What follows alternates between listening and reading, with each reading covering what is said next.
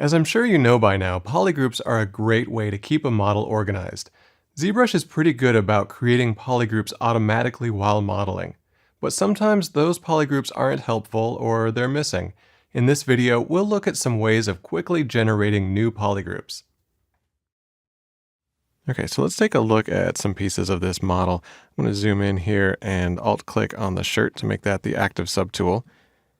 And I'll hit Shift-F to turn on wireframe. Oh, looks like that didn't quite take when I Alt-clicked on the shirt. Let me try that one more time. Okay, looks good.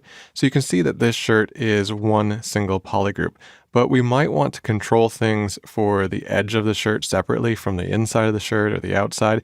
So let's see how we can automatically create some polygroups for this. So let's scroll down to our polygroups palette. One of the most useful ones in here is groups by normals. And what this means is that any parts that are kind of mostly flat with each other will get grouped into one group. And anywhere there's a sharp angle, it'll create a new polygroup. So let's just try groups by normals with the default settings. Okay, this is actually pretty good. I'm going to go into solo mode so we can see this without any other models in the way. So you can see what this did is it created a polygroup for the outside, one for the edge, and one for that little strip of polygons that's on the inside of the shirt. Now what you can do is change the angle here. So if you set this lower, what it'll do is actually be more sensitive. So here you can see that this group of polygons right here at the edge, there was kind of a sharper angle right here, which means that that splits that off into two polygroups. And actually another change of polygroup up here because of that angle. So you might need to play with this a little bit to get this right. So for example, I probably want to keep one polygroup in this entire loop all the way around. So you want to find the angle that's right for that. Now, if you set it too high, what you'll probably find is that things get combined that probably shouldn't be. So you can see this edge poly loop right here is getting combined in the same polygroup as the shirt because those angles are soft enough to where when it's set to 72 degrees, it's combining it. So you just want to find that happy medium where you get the polygroups you want, but not too many.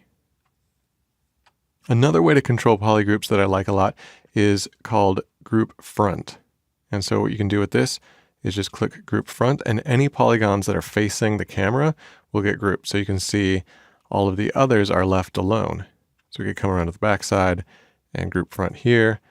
And now we've got mostly two polygroups, and some that are kind of like right in the middle, not really facing forward or backwards, will sometimes get left like that. Actually, with perspective mode turned off, I think we can finally catch everything. Let's try this group front again. And group front on the back side. Okay, yeah, because perspective was kind of distorting how the polygons are facing the camera, which made it so that some of them weren't quite caught from either view. You can also change the angle on this. So this by default is set to 90-degree angle. So that means that any polygon that's even remotely facing the front of the camera will get included. But we could set this lower. So if we come around, snap to the front view, set that to something lower like 18. Now click group front. Only polygons that are facing the camera with a range of tolerance of 18 degrees away from the camera will be grouped together. So this is just another way to isolate different polygons by groups. And you can actually bring that angle higher than 90 so that when we click it again, it groups everything, even polygons that are facing away from the camera, as long as they are within 152 degrees, for example. Now there's one other setting here that's kind of interesting. It's group visible. And if we click this with the default settings, it basically makes everything that's visible one solid polygroup. However, there's some interesting things we can do with this. We can change the coverage, and it's sort of a randomizer. So let's say we set it to 0.5. So that means that 50% of the polygons will be affected by this, and it's completely random. So if we click this again, you can see that we've got just random polygroups. Now, why would you want random polygroups? Well, it might come in handy if you want to, let's say, create some sort of natural looking terrain, and you could insert nano meshes based on polygroups.